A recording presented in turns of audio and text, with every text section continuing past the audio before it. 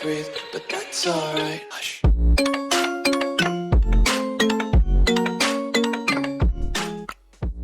Hey fam, and welcome back to End Scene. Hopefully you caught my hot takes from like a week or two ago, but even so, I'm glad you're here now because that's all that's important. For a quick recap, we know that Rio was fired off into the Shadow Realm. Milan was watching carefully over his boy, I don't know, to be able to identify the body. Jonathan got sent to the hotel yet again, and then came back to help Rio out, try to get that big scary bug off his back with a folding chair. But ooh, Milan wanted a piece of Jonathan. We all know damn well Milan put up that no smoke sign a long time ago and cast Rio out to the wolves. I wish that I was downstairs when you came here. Come on, son! Milan has a hissy fit, beefs with security for not protecting his guest, then throws out the conspiracy theory that someone called Jonathan to come run down on Rio, because there is no security and Rio was outside talking on the phone. Oh, so we just gonna let it slide that they got security that's on the clock? All kinds of shit could happen in this house, but they got security on a 9 to 5, yabba dabba doing it out of there when it's quitting time?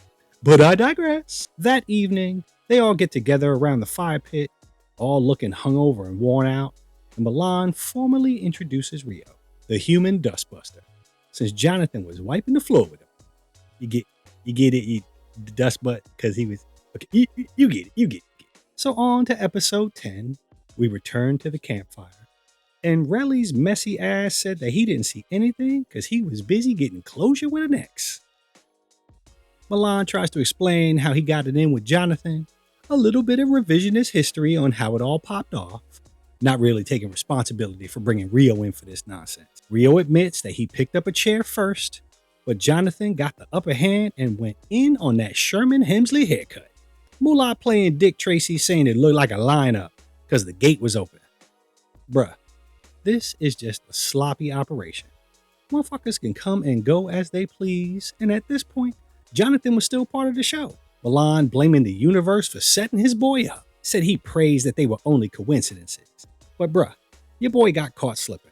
He knows that when he's in somebody else's hood, you gotta keep that head on the swivel. Relly is dead on, said that they are messy, and Milan brought him in here for this nonsense.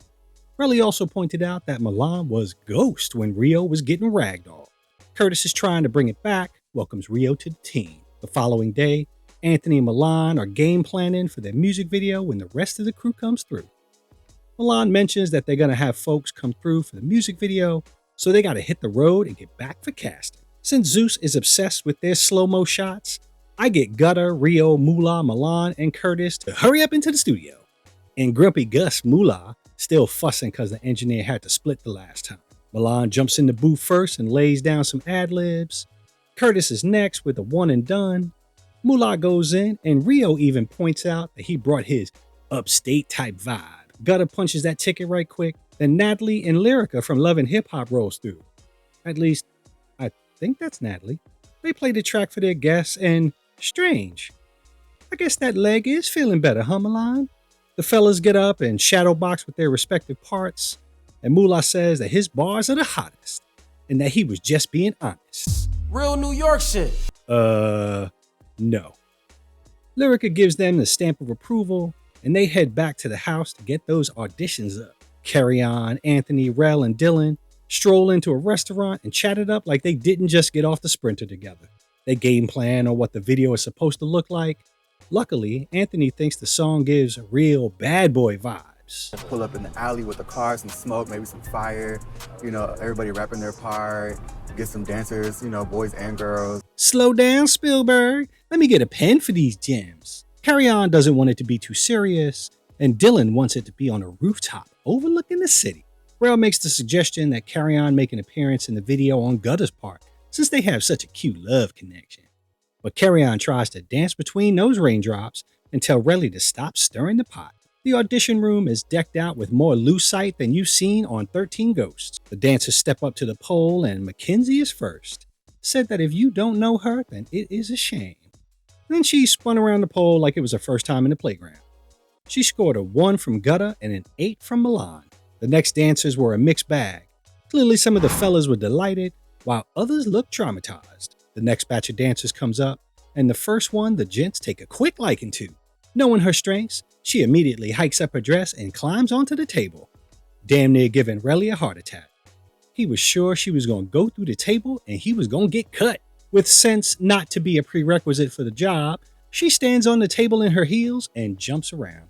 The next episode starts with the table dancer getting escorted off the table.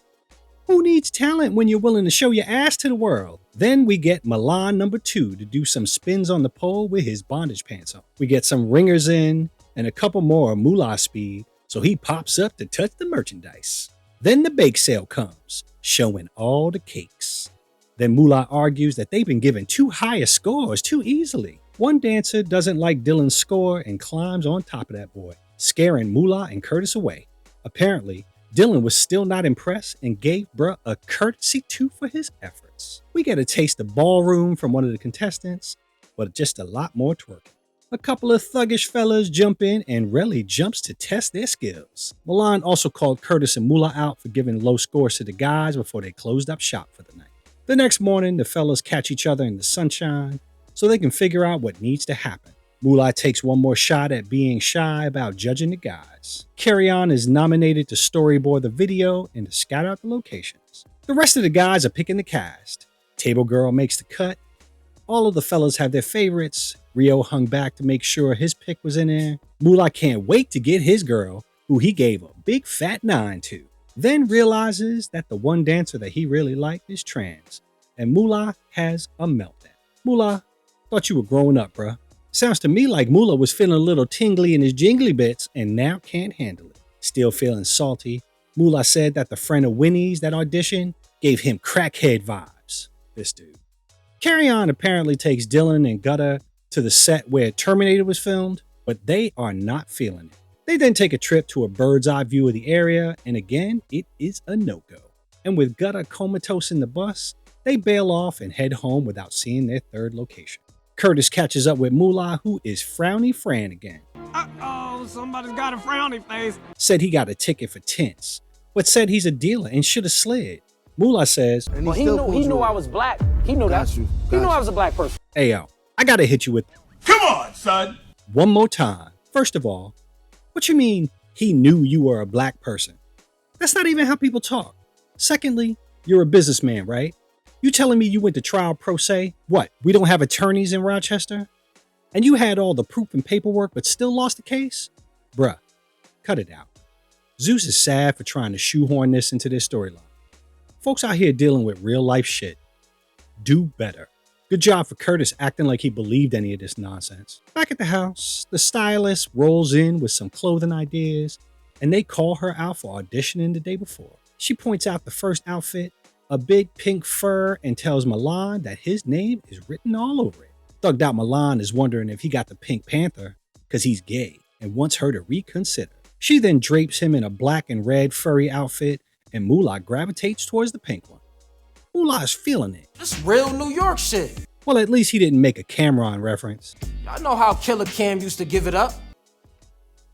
Curtis gravitates towards the bedazzled jacket, and everyone is telling him that he is drawing Michael Jackson vibes. Relly keeps asking Moolah what he thinks about his fit ideas, making Moolah want to hide in the corner. Anthony was none too impressed, stating that they're supposed to be bank robbers, and request that they bring more appropriate fits for the shoot. So on to the next episode, we finally get the fellas on set, which looks right out of a Diddy playbook. So, bad boys indeed. Alright fam, this was a triple threat. Can't imagine the next episode won't be the last, so let's make sure you come back for the recap of that. Other than Moolah's hissy fit, is it good to have a couple of episodes without a bunch of drama? Or are you hoping for Jonathan making one last appearance? Maybe he'll drag William and Andrew Caldwell in tow. Let me know in the comments what you're hoping to see as we come to a close of this season. And while you're there, hit the subscribe button so as not to miss the next recap. Likes are always appreciated. And until then, peace. I don't know what I'm doing wrong, but I must be doing something wrong. And that's all we can bank on. Milan also called Curlis and Curlis? Who the hell is Curlis?